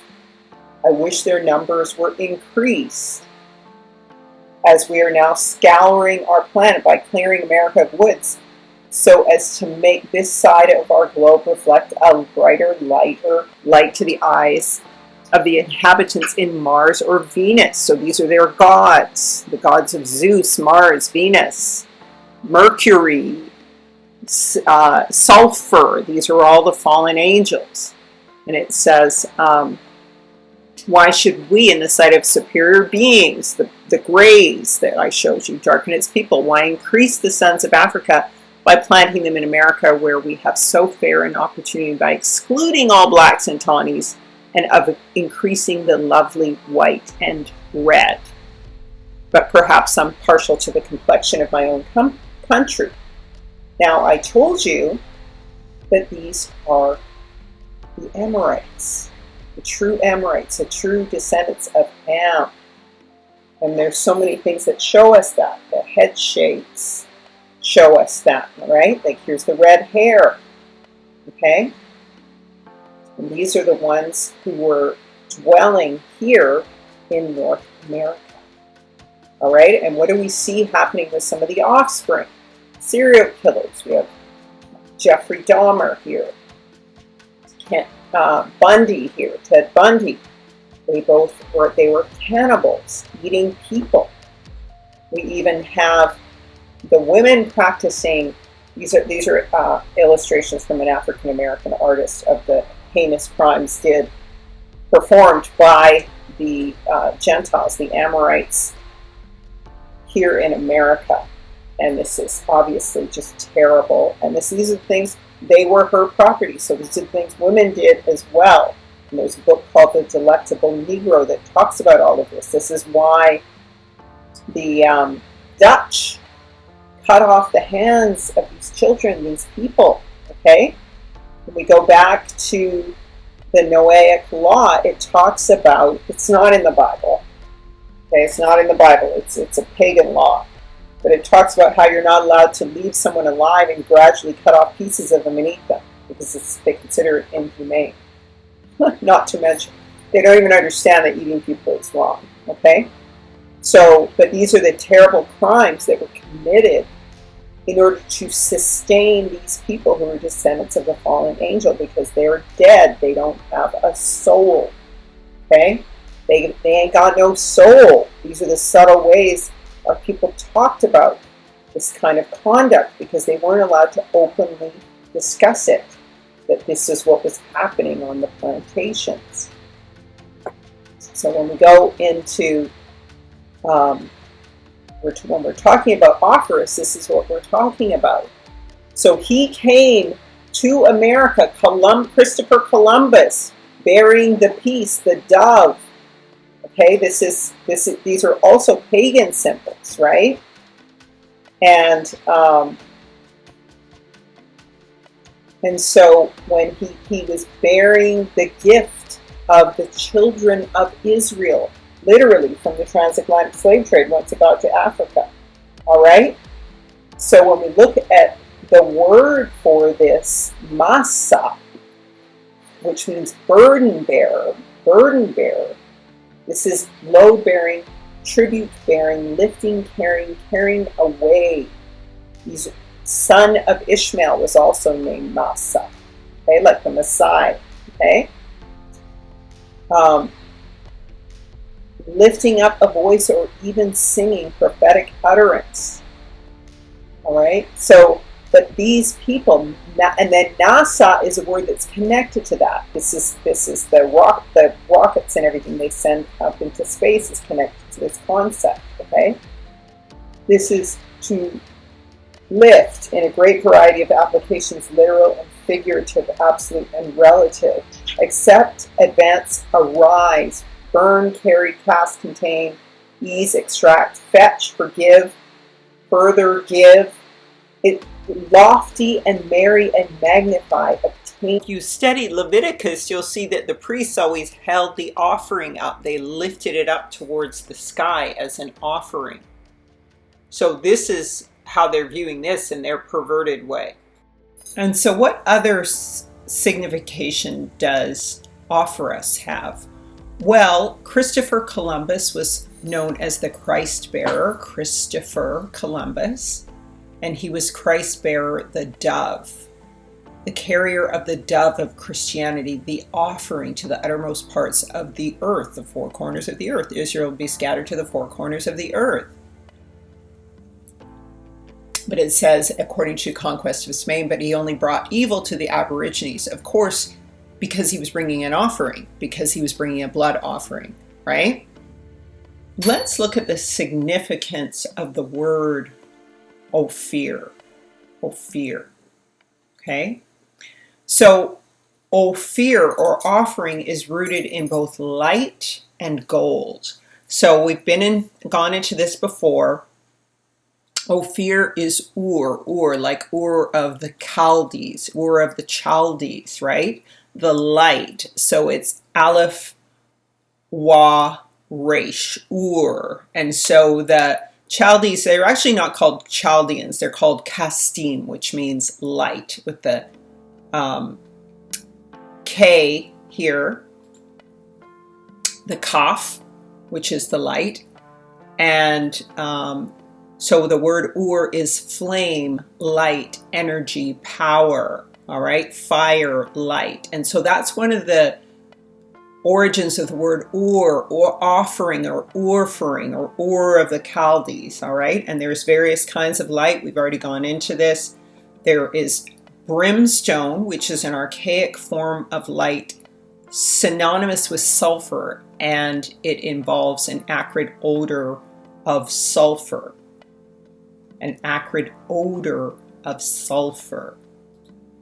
And so here it is, biblical name for sulfur. It's often found near hot springs, on volcanic fissures on the Earth's surface. And now I've referred to other books. I think Enoch might be one of them. Don't quote me on that. That talks about how Yah destroyed the angels by slamming them to the earth, and Michael shuddered. And so that is the source. They were struck with brimstone and buried in the earth. And so you get these hot springs, and you get sulfur from the places where they are being consumed by the fires and power of Yah, okay, for their sin. They're chained, all right? And then they're going to be chained eternally in hell. So that is a kind of fire or light. And Satan, of course, is symbolized by lightning, and he is the false light, the Ma'ur, okay? He is a light bearer, really. He's not the bringer of light, but he bears the light. He reflects light, but of course no longer. All right, so this is, but Yahusha is the origin of light, Ar or Ur. This is the primary source of light in every direction. So this is the difference between the false light and the true light. And the children of Yasharel bear this light also. All right, and it'll be false or a true light. Another origin of the word Ur or Or is gold. And so the offering is light and gold that they're bringing, okay? And so we've been over this many times. Africa is Afara, or Orfura. It's the place, Orfur, where gold comes from, where things are reduced to ashes, all right? It's a characteristic of fine gold. Orfur. So it's the aleph, the wa or tent ped secured to the word or mouth of the right hand of the leader. Orfur. So these are the people of Christ. What does the scripture say? Yahusha, Israel, the brother of Yahusha, is my firstborn son. And so they were called Afura or Afara, okay? Iberia, and then the word, we've been through this many times, family, in all my videos, it becomes Iberia as we look through the etymology of the word. But in 1 Kings 9:28, it says, they came to Ophir, and fetched gold from thence 420 talents, and brought it to King Solomon, So he got Orfur, gold, from the land of gold, which is Afuraka. And so this is a region of Africa that he got a specific kind of gold from, which is Arabia, okay? So Orfur means region abounding in gold. It's why it talks about the gold coast of Africa, where all the slaves came from, because they themselves were the gold, all right? From beyond the rivers of Ethiopia, my suppliants, even the daughter of my dispersed, shall bring my offering, my offering. The people themselves are the offering. The people themselves are the gold. Afar, H6083. We said this is the another version of the word, and it can mean in the Egyptian sense more so dry earth, dust, powder, ashes. This is the mortar upon which their pyramids and everything were made out of, or gold. Okay, so it can be dust, powder, ashes, stones. Okay, so all right, so here we have again that an offering is gold and it is light. Okay, and what do we find when we look at Morgellons disease, which, you know, many say is aggravated by, allege is caused by chemtrails? And in this website, morgellonsexposed.com, there's a discussion of how when people start kicking off these substances that are going into their body, they get this disease called Morgellons. And a lot of times gold comes out. Gold. Okay? And so there's a discussion of this reality in Second Esdras, where Yah is talking about how the eternal world is only created for a very few, because only a few will be saved. Yah created two worlds, right? Israel is Esau is the end of the world, and Israel the beginning of the one that follows, the second world, the true world. Yah created two worlds instead of only one. As you say, only a few people are righteous, but there are numbers of wicked people. But listen, if you only had a few precious stones, would you add lumps of lead and clay to them in order to have more? Surely no one would do that, sir, I answered. And so this is the question you must ask yourself. Kulam, all right, family. Take another illustration, he continued. The earth, this is the angel of Yahuwah. This is Uriel, the angel of light, right? The earth itself will give you an answer if you humbly ask it whether it produces more gold, silver, copper, iron, lead, or clay. This is more silver. There is more silver, than gold, more copper than silver, more iron than copper, and more lead than iron, and more clay than lead.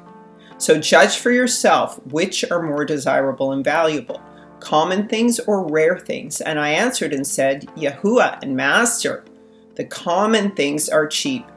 It is the rare that are valuable. And so this is why the dragon covets gold, because it has a power. Okay, and so this is why, what is the response of Yah to his answer? It's the same with the judgment that I've promised. I will be pleased with the few who will be saved, because they are the ones who now praise me and honor me and make my name known. Okay, so that's a key to salvation, is making Yah's name known. So oftentimes, as we're seeing in this video, this God, or this false God, is, or this false bearer, burden bearer, is claiming to be bearing a burden that is too heavy, right? A burden that is too heavy. So let's talk about the burden that he's bearing. All right? So in the scripture, what it says is that Israel is a burdensome stone, okay? And in that day I will make Yerushalayim a burdensome stone for all people. All that burden themselves with it shall be cut in pieces, though all the people of the earth will be gathered together against it. Okay, so all the earth is gathered against Israel, and Israel is cut off for her parts, cut into pieces, and the whole earth is gathered together against her. So let's look at the word burdensome. It's masa or amasa. Sometimes it can be nasa, okay? And this means master, masa, oppressor.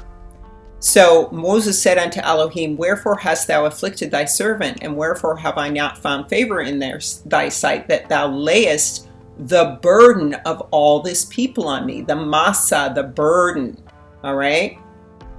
And so this comes from bearing and carrying a burden that could not be carried, laboring and carrying a burden that cannot be carried. This is what it means in the Hebrew, amasa or masa. So when they talk about Catholic Mass, they're talking about this burden, okay? But it's the only burden the fallen angels can bear, and I'm going to show you why. Because it is their grace. It is their grace from Yah, is the cutting off of Israel. It's the redemption of the nations, and their offspring is through the cutting off of Israel, so that they could be redeemed through the body of Israel. Okay? And so It's illustrated here as a burden in this case here. So Strong's H4614. All right, so let's go into more about the burden. According to their perverse books like Rosicrucian Mysteries, they talk about watching a child dying. Well, how are you going to watch a child? How often does a child die unless you kill it, right? And then it being reincarnated until it comes to birth a year or two later, because they think it's okay to kill children because they have to survive. That's why they think it's okay. It's wicked. It says that it's appointed unto a man once to die and then the judgment, so they do not come back. But this is the kind of foolishness they tell all these movie stars and Illuminati people. Again, it says they have cast lots for my people and sold a girl for a glass of wine and a boy for a harlot. They cast lots for Yahusha's clothes too when he died, didn't they? That's what they did. And what is Israel called? Israel is called the grapes, the fruit of the vine, the wine in the wine press. The girl is the glass of wine. And they are also called oil. Okay, oil that is in the lamp, the oil of the olive tree, the two witnesses. We've been over this many times, so we know what they're talking about. Scripture says that we've already said that you have not refrained from the iniquities of your fathers. You have perverted my statutes and have not kept them. I will return to you, saith Yahuwah. And you said, when shall we return?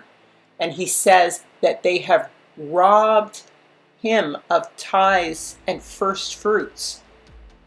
He says they are with you still. And see, in this picture, you see the bull and you see these boys running around. This is obviously some pervert's image, right? But you see they represent the bulls. They represent the men. The ox knoweth his owner, right? But my people do not know. Why? Because they're wild bulls. And they are bulls, sacrificial bulls of Egypt, taken by the Egyptians. So there's also the myth of white man's burden. Jeremiah says, all that found them have devoured them, and their adversaries said, we offend not, because they, so we, Israel, have sinned against the Most High. Even the habitation of justice, even the Most High, the hope of their fathers. Okay, so this is why they say they're a burden. What is the truth? Zechariah says, and I am very sore displeased with the heathen who are eased, for I was but a little displeased, yet they helped forward the affliction. And so this is the burdensome stone. All right, because everyone who bears this burden shall be cut in pieces, though all of the people of the earth be gathered together against it. So they will take up the burden for its blessing, yet it will be a judgment against them. And they overdo the punishment, okay, against Israel. And so what is the ultimate result will be? And a mighty angel took up a stone like a great millstone and cast it in the sea, saying, thus with violence shall that great city Babylon be thrown down and shall be found no more at all. So the angel of Yahuwah takes up this stone not cut out with human hands and destroys Babylon with it. But we also see a kind of picture.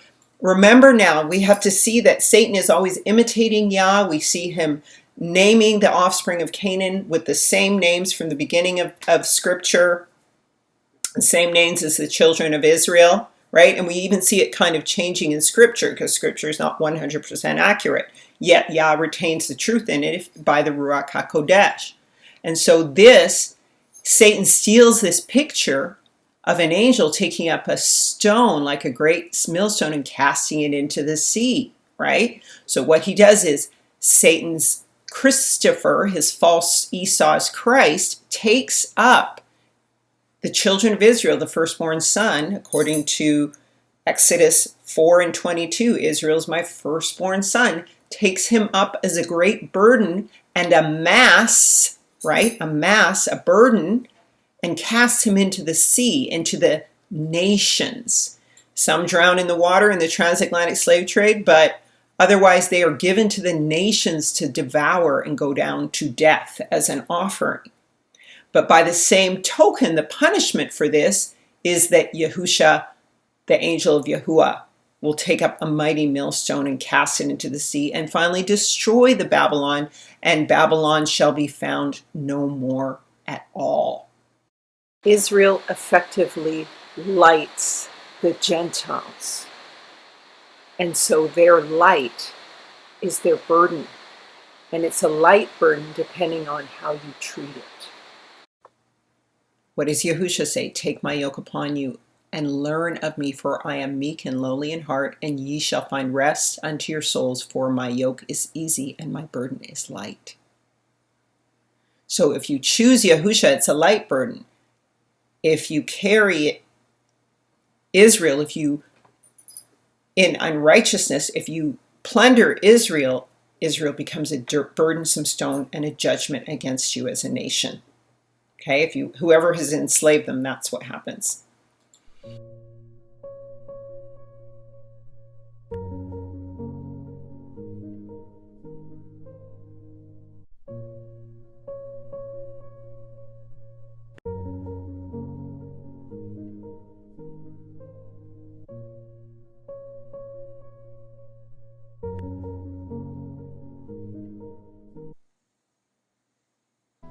Children produce the purest form of adrenochrome when exposed to high amounts of fear. Drinking this blood then administers the drug into the system, causing an intense euphoric high. Fear and Loathing in Las Vegas specifically references this drug, as does Kubrick's A Clockwork Orange with its Adrenochrome. I just really am calling on the Gentiles to repent and be saved, because it's the only thing that will spare them from this fate. And with all these new diseases that are coming upon them, they're going to offer them the one solution that will put them in an even deeper hell. Blood specific means that young blood cells secrete some molecule or protein that helps heal the body and keeps it young. And as an organism ages, they lose the ability to make this molecule. Previously, it was thought that GDF11, a molecule that circulates throughout the blood, was the fountain of youth. But a recent study contradicts that finding. This new study, published in the journal Cell Metabolism, found that as mice aged, the more of this molecule circulated in their bloodstream. And as researchers injected aging mice with this molecule, the worse their muscles repaired themselves. So who really knows right now? But even though scientists are still figuring that out, other studies show that there's really something powerful about young blood. Other studies, like one published in journal Nature Medicine, found that young blood recharged the brains of older mice. Researchers ran mice through standard laboratory tests after they received an infusion of plasma from young mice. They did much better on the test than older mice without young blood coursing through their veins. In a similar Frankensteinian experiment, researchers stitched together older mice with a young mouse. They found that the young mouse blood rejuvenated the hearts of older mice. The older mice suffered from cardiac hypertrophy, a condition which thickens and swells the heart. After just 4 weeks of getting young blood from the other mouse, their heart shrank to a normal size. All of these studies sure make you want to drink a nice tall glass of young blood, eh? This is what you look like on adrenochrome, and this is what you look like without it. Did you really think all these Hollywood actors were just naturally beautiful and young looking? And it was just surgery, and they never aged? Disney's Monsters Inc. is a metaphor for the extraction and industry of adrenochrome production and consumption. This is not exclusive to Hollywood and politicians. It is a much wider, ancient satanic practice that has its roots in Moloch or Saturn worship. If you didn't have cognitive dissonance from Flat Earth, you've got it now. And I know it's painful, but it is necessary. You have to know the world we live in to understand the enormity of their lies, control, and crimes. And stay with me. I promise you the light returns in a very profound way in the next episode. Once again, these books of Oriental Masonry and the Masons classify Christ this way. Says Bro Buck, humanity is in tutto is the only personal God. The Christos is the realization or perfection of this divine persona, an individual conscious experience. When the perfection is realized, the state is called Christos. With the Greeks, the Buddha, and with the Hindus, be ye perfect, even as your Father in heaven is perfect. So they have perverted it here. And also, of course, you know, they worship the nega, they worship the snake and the serpent And also, the Christos are known to be slow-minded and slow-bellied people. Slow-bellied people have snakes in their belly, okay? We have brought the same selfishness into our religion that we indulge in regard to other possessions, such as a wife and children, houses and land and country. The idea of universal brotherhood, which was a cardinal doctrine in the ancient mysteries. Ancient mystic is involved in the first postulate of the secret doctrine, openly declared in the third, which is equally given the first rank in true masonry, and it's the logical deduction from our idea of divine divinity, the essential nature and meaning of Christos. So that's who this Christopher truly is, Esau's Christ. Soldier, keep on marching on. Head down till the work is done. Waiting on that morning sun. Soldier, keep on marching on. Head in the dust, feet in the fire. Labor on that midnight wire. Listening for that angel choir. You got nowhere to run. You wanna take a drink of that promised land.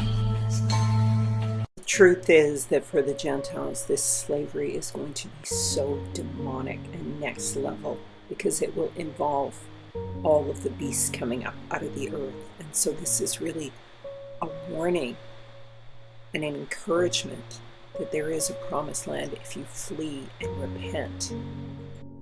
It's so important to realize that so many of the people who are here, like I showed you with Benjamin Franklin, are the Amorites. The Amorites. And we all know about the scandal with Kemet Pizza. Kemet Pizza.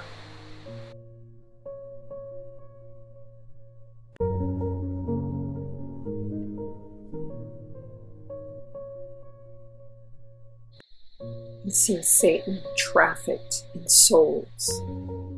And not only is the life in the blood, but the soul is in the blood. And this is why the girl is sold for a glass of wine and the boy for a harlot. And it continues and will continue with this supercharged system powered by the prince of the power of the air. And what kind of a soul will it awaken? This mysterious substance is simply known as black goo. It is mined from deep underground and in complete secrecy. Black goo is known as ferrofluid, and its properties are pretty amazing.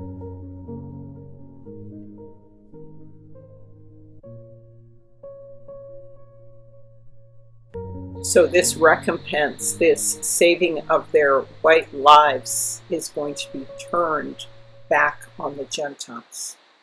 Thing. Once I have your bio-coded information about your biocode, I just transmit that up all the towers in the United States, and you're harassed no matter where you are. There's a bioresonance to every individual, just like our fingerprint. Every person has an individual DNA, a different bioresonance. And so the original Stocklin patent is on my website, where Stocklin was able to go voice to skull with pulse transmissions in 92. And then after the rest of the development went black ops. We don't really know what happened after that. We knew we could put voices in group people's heads. What they did, and I know from the Russian translation from Cheryl Welch, from reading all her translated psychotronic stuff from Russia, that they figured out how to biocode these microwaves so that it can attack specific individuals. Once they have your DNA, they take the DNA and they put your DNA code in a supercomputer. And in that supercomputer, they run algorithms that biocode electromagnetic transmissions so they bioresonate with your body. Once they've done that, they can transmit that from satellites or cell towers or aircraft or any number of ways. And that signal will only affect you. Yeah, with all, like it's the cell phone towers and everything else as well. Well, the towers are the Matrix. You know the movie The Matrix? As an example, if I go into a city location and I'm testing an environment, I can see probably anywhere from 30 to 60 Wi-Fi access points. So that means that you're saturated in microwave. That's all 2.4 gigahertz, microwave transmissions with 60 transmission access points that are sending and receiving. The Human Genome Project was carried out at the Lawrence Berkeley National Lab, where I was a staff scientist for 5 years. They were tracking people in the lab by the electromagnetic frequency emitted by individuals' DNA. The DNA in every living thing has a unique frequency and signal. That is what they're using, what they're focusing on, and what they're weaponizing to completely control us. All they need is to kind of identify your DNA fingerprint with your name, and then they can watch you 24 hours a day. This is one part. The other part So we are running a GPS system? Yes. The way the technology works, the voice to skull, is to tap into the resonant frequency of the DNA of the individual, the targeted individual. And this allows total mind, spirit, and body control over the individual by those who are running this program. Since I saw on a daily basis how intimately involved in this program of voice-to-skull social engineering and gang stalking my private security company was, I couldn't help but notice that our client, one of the largest corporations in America and indeed the world, just happened to have a massive database of DNA on its property. A DNA database that stores the DNA of millions of Americans. Their emotions, their thoughts, their minds, their heartbeat, their muscle movements, their dreams, their thoughts. Everything they see and everything they hear is all recorded and manipulated by this technology. And all of this is made possible by the people running this program, utilizing the technology to tap into the resonant frequency of the individual's DNA. So they can broadcast this from a satellite, a tower, over many, many miles, and yet only that particular person, the targeted individual with that particular physiological signature or DNA signature, will actually pick up the sent message, correct? That is correct. The digital receiver is the human brain. Okay, so you could be standing in a room full of 100 people. The stream of energy, the stream of electromagnetic hits everyone, but you're the only one who gets it. That's what I was saying, yeah. It would pass right through and around everyone, and they would not even sense anything. But the victim would absorb the energy and feel its effects, because only the victim possesses that specific brainwave signature, which the stream of energy is tuned into. The supercomputer begins to monitor all electromagnetic activity of the victim's brain by way of this bidirectional stream of energy. Mm-hmm. And it begins to monitor and download all that information back into its database. The system, the supercomputers are designed to clone, to download one's entire persona and psyche back into its database. Because of my responsibilities in surveillance as a otherwise normal security specialist, I was showed this technology at work. And it was through the perspective, of course, of the camera, and what I was told that it was obvious it was being used through the eyes of the targets. So I have seen it, and it is absolutely remarkable. It's just like a first-person, video game or something where you see right through the eyes of the individual. When we look through our eyes, there are photons hitting the outside of our face. They don't actually make it into the part that thinks.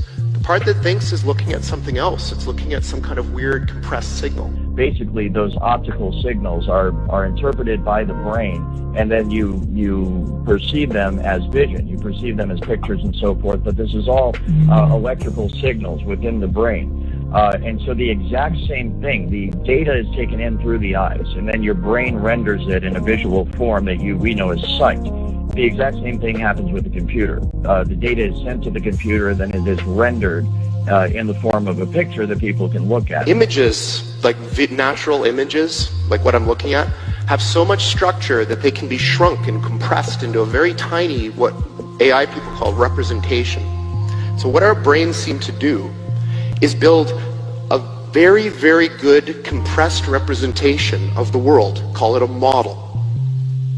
So just like if I have a building and there's like a blueprint or a scale model of the building, imagine I have the whole world and all of its concepts, and I shrink it down into this weird compressed representation so that it fits inside my brain. That same thing happens with the computer. The data is sent to the computer, then it is rendered, and from what I understand, that's where this technology is right now. The cutting edge is trying to marry, the software that's used to render it on the computer and the actual detecting of the signal and the hacking of the signal within the human mind.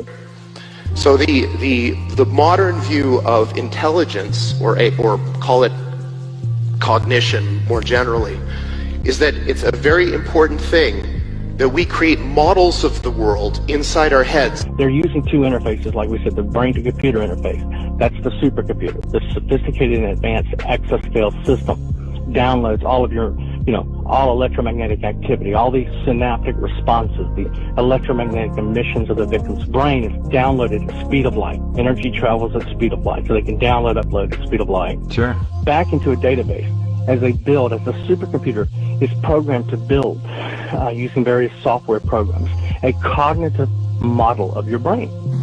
And what we are trying to do is to use this precious knowledge to build machines that can actually create, manipulate, and use these parallel realities in the service of this one.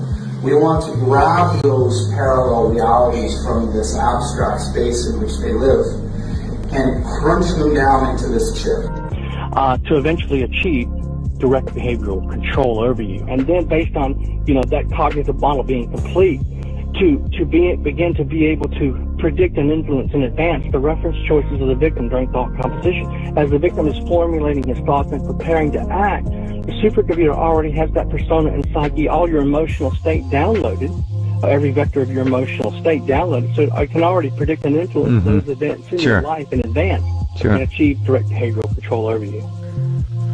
And they had created a digital model of Earth and everybody in it, down to a digital GPS coordinates model up to even a vertical dimension of 1.5 centimeters, every building, every roadway, everything. And what they want to do is create an Internet of Things where in digital space they know exactly what you're doing in real time. They want to know in real time what shows you're watching, what sandwich you're eating, what part of the house you're walking around. They want to know everything. Where they are literally just seeing what it's like for someone to eat a sandwich, what it's like, the emotional response and the brain activity when someone is insulted, when someone gets love, when someone interacts with someone, all of these different aspects of the human experience, so that my original thought was that they are using it to be able to program the technology itself. Robots the smartest people. Artificial intelligence, AI. The idea is to port the software from the human brain.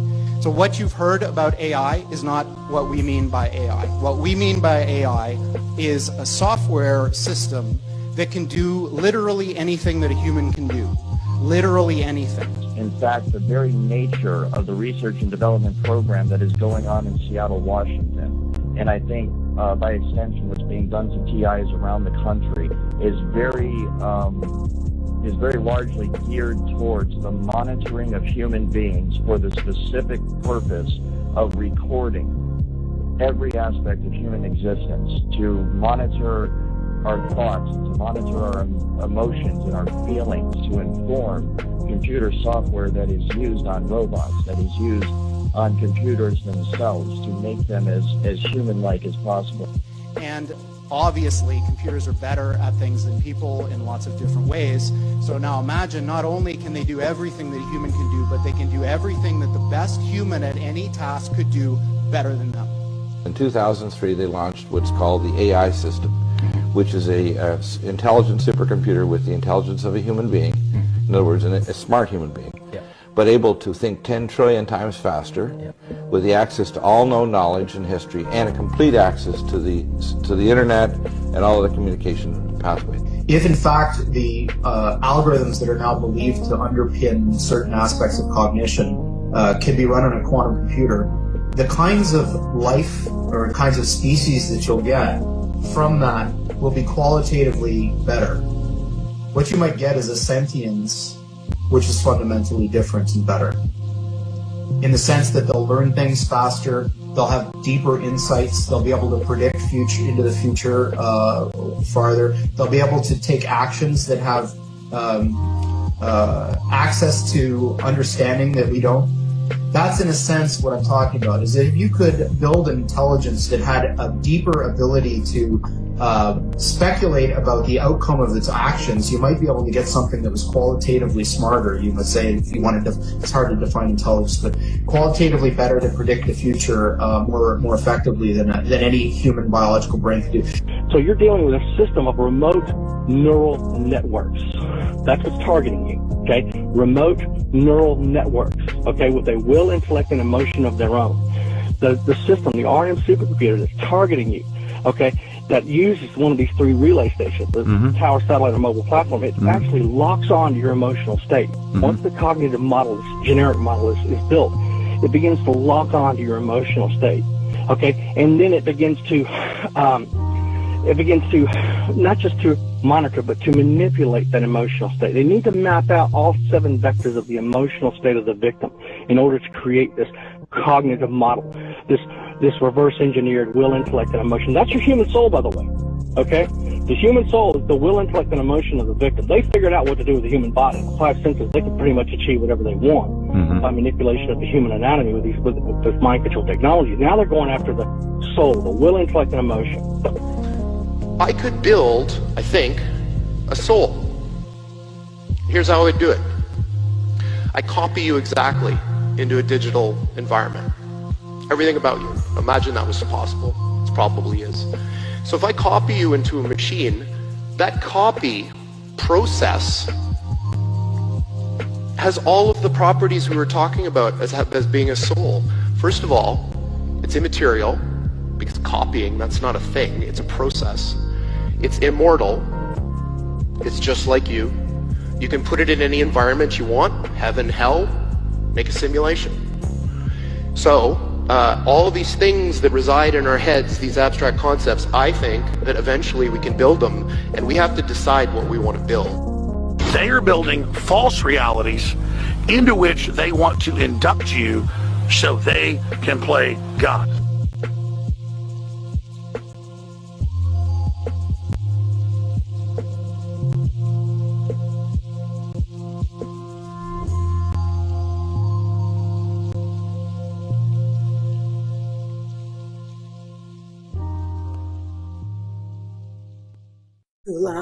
One thing that I know for sure is that when the spirit of Israel is withdrawn and the second happens, all hell will break loose on the planet.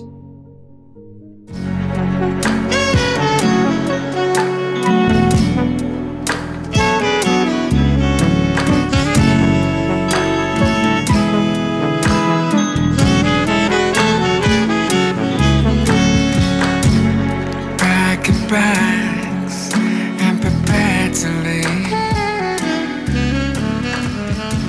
The siege is about to... So please just remember, family, and everybody grafted in, that the true burden bearer is Yahushua HaMashiach, not Christ or Christopher. Okay, and Israel are the people of the light, the people of gold, the precious ones. 2 Timothy says, nevertheless, Yahuwah's firm foundation stands, bearing this seal. Yahuwah knows those who are his, and everyone who calls on the name of Yahusha must turn away from their iniquity. A large house contains not only vessels of gold and silver, but also of wood and clay. Some indeed are for honorable use, but others are for common use. So if anyone cleanses himself of what is unfit, he will be a vessel for honor, sanctified, useful to the master, and prepared for every good work. Exodus 2:25-2 says, "Tell the Israelites to bring me an offering. You are to receive my offering from every man whose heart compels him. This is the offering you are to accept from them: gold, silver, and bronze, and also blue, purple, and scarlet yarn and fine linen." So family, there will be a time when Israel will plunder the nations for what their parents and what they are owed. And so this is the offering, but moreover, you are the precious offering, and this is your hope. Okay, anybody grafted into the family of Yah, otherwise you're going to be paying the offering. Okay, and so again, we said that the dispersed ones would come from beyond the rivers of Ethiopia. And Yah commands all the children of Israel that they also bring pure olive oil beaten for light to cause the lamps to burn continually. For you were sometimes in darkness, and now you are in light. So now walk as the children of the light. Ye are all the children of the light and the children of the day, and we are not of the night nor of darkness. And so this is your hope, to fear Yah, keep his commandments, confess your sin and the sins of your ancestors, so that you might be saved and enter into the kingdom.